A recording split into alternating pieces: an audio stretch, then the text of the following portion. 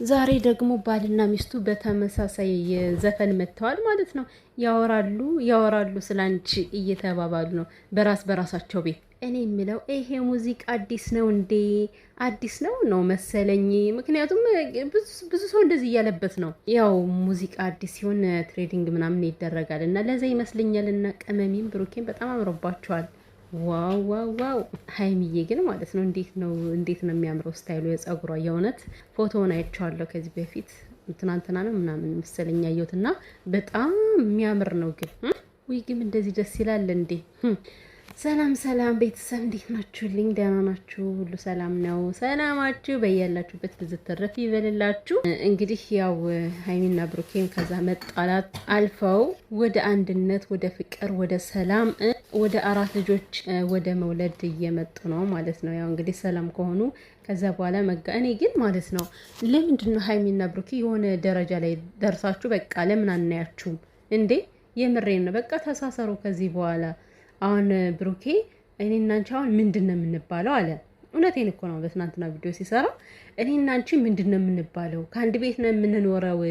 ውጭ ልጋብዝሽ ግን ያው ታፍሪያለሽ ምናምን እያለ ነበረና ማለት ነው እኮ ሰው እኮ አሁን ከአንድ ላይ ስትኖሩ እንደተገባችሁ ነው የሚያስበው። መቼስ ምንም ነገር አትፈጥሩም ብሎ አያስብም። አዳሚ እንደሆነ ያው ቀልባቸው ይወሳወስ አይደለ? እና ማለት ነው ለምን የሆነ በቃ ተሳሰሩ ከዚህ በኋላ እንደዛ ነው የሚሻላችሁና ውድ ቤተሰቦቼ ስለኔም አንዳንድ የምጠይቁኝ ሰዎች አላችሁና ያው በሌላኛው ቻናል የምታውቁኝ የነበራችሁ ሰዎች ማለት ነው። እውነት ነው። አዎ ሌላ ቻናል አለኝ እኔ ግን ወደ መጨረሻ ላይ እነግራችኋለሁ።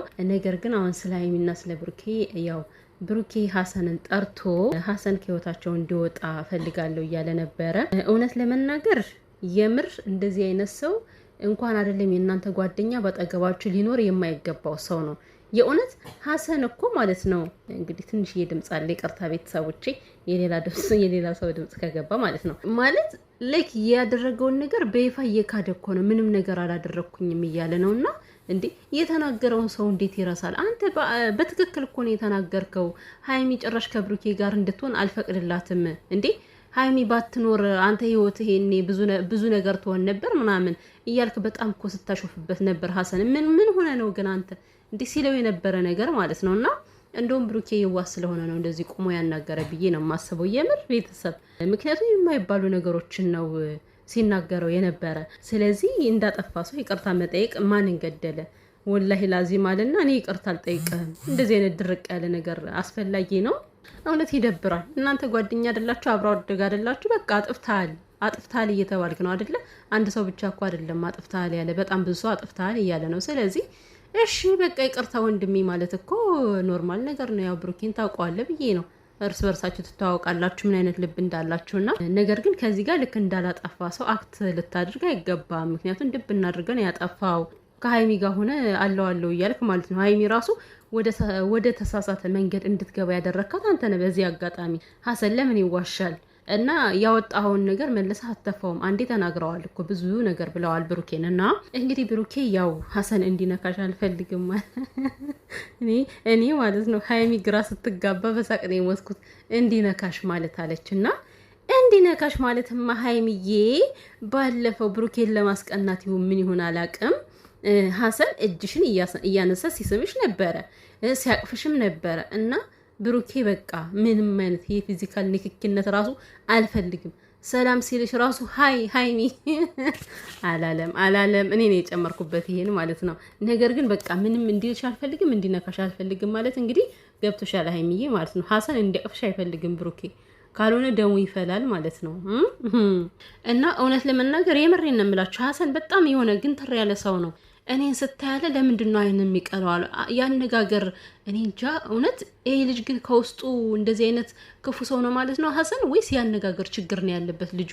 እኔን ስታይ ደም አይንህ ይቀላል፣ ለምን አይንህ ይቀላል ይለዋል ማለት አይባልም እኮ እንደዚህ አይነት ነገሮች። አንዳንዴ የሚባሉና የማይባሉ ነገሮችን ለይተን ብናውቅ የተሻለ ነው ብዬ አስባለሁ። እንግዲህ ሀይሚም እየደበራት ማለት ያው በዛ መልኩ ማለት አልፈለገችም እውነት ለመናገር። አዎ ማለት ከእሷ ጋር እንደጀመረው ከጎኗ ነበር አይደለ? እሷ ግን ታበስ ነግረውና በቃ ሀሰን ያሉትን ነገር እንደዚህ እንለፋቸው፣ በይቅርታ እንለፋቸው ምናምን ብላ ላሽ ብትል አሪፍ ነበረ እና ብሩክ ያደረገው ነገር ውሳኔው ትክክል ነው ብዬ ነው የማስበው። ማንም አያስፈልግም ሲጀመር ሃይሚና ብሩኬ ሃይሚም እስከ መሄድ ደረጃ የደረሰችው እሱ ስላለ ነው፣ ሶስተኛ ወገን ስለገባ። እውነት እንደዚህ መሄድ እንኳን የምትሄድ አይመስለኝም ነበር ሀሰን ባይኖርና ባያነሳሳት ማለት ነው።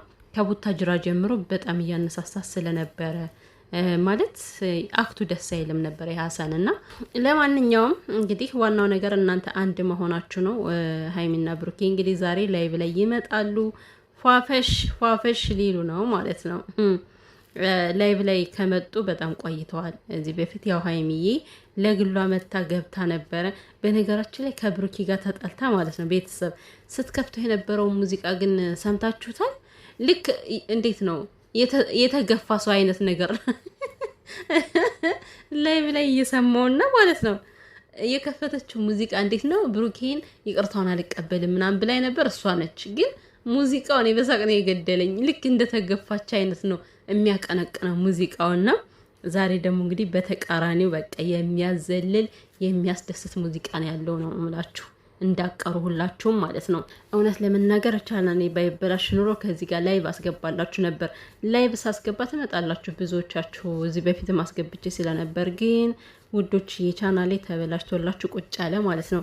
እና የኔ ውዶች ስለኔ ቻናል ደግሞ አንዳንድ ያው የድሮ ቤተሰቦቼ የምታቁኝ ሌላ ቻናል ስላለኝ በዛ በጣም በተደጋጋሚ በቀን 4 ጊዜ ሁሉ ማለት ይቻላል ሰራ ነበር በናይሚ። ግን ከሆነ ጊዜ በኋላ ታምሌኔ በቃ ቢጫ መሆን ጀመረ። ቪዲዮ ስለቅ ቢጫ ይሆናል። እኔም ኢግኖር ገጭቼ ዝም ብዬ ስሰራላችሁ ዋርኒንግ መጣብኝ። ከዛ በኋላ ዋርኒንጉንም ኢግኖር ገጫውት ማለት ነው። ከዩቲዩብ ጋር መጣላት እንግዲህ እንደዛማ ካደረግሽ ብሎ ለሳምንት ከናንዲያው አስወጣኝ፣ ከዩቲዩብ ላይ አስወጣኝ። መስራት አልችልም ነበረ። ከዛ በስንት መከራ ተስተካከለ። ከዛ በኋላ በናይሚ ስሰራ ወፍ የለም። በቃ የጨረቃ ፋሚሊዎች የሉም። ቢያንስ ከ100 እስከ 150 ሰው ነው የሚመጣው ከቤት እና ከዛ በኋላ በእነሱ መስራት አቆምኩኝ። በዚህኛው ጀመርኩኝ ማለት ነው። በዚህኛው ደግሞ ደና እየሰራውኝ እያለ መሀል ላይ ቻናሌ ተበላሸ ማለት ነው። በጣም እየመጣችሁ ነበረ የጨረቃ ፋሚሊ እያየው ነበረ። ግን በቻናሌ መበላሸቱ ምክንያት እንደገና ወደ ኋላ አልኩኝ።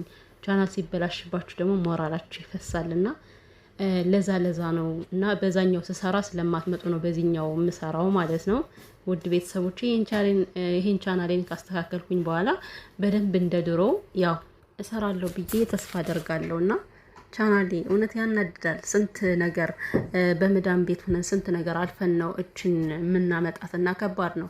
ሲበላሽባችሁም ሆነ ሲዘጋባችሁ ተስፋ ያስቆርጣችኋልና ለዛ ነው እላችኋለሁ የኔ ውድ ቤተሰቦች። ለማንኛውም እንግዲህ በተቻለኝ መጠን እስከሚስተካከል ድረስ እንደዚህ አንዳንዴ እመጣለሁ። በደንብ ከተስተካከለ በኋላ ደግሞ ሁሌም እሰራበታለሁ ብዬ ተስፋ አደርጋለሁኝ። እና ውዶችዬ ግን ያው ሰብም ስለምታረጉኝ ላይክ ስለምታረጉኝ ሰዎች በሙሉ በጣም ነው የማመሰግነው። ክበሩልኝ። ማታ ላይ ብላይ እንገናኝ ብለዋል እንግዲህ ጨረቃዎች። ከነሱ ጋር ያው ፈታ ዘና እንላለን ማለት ነው።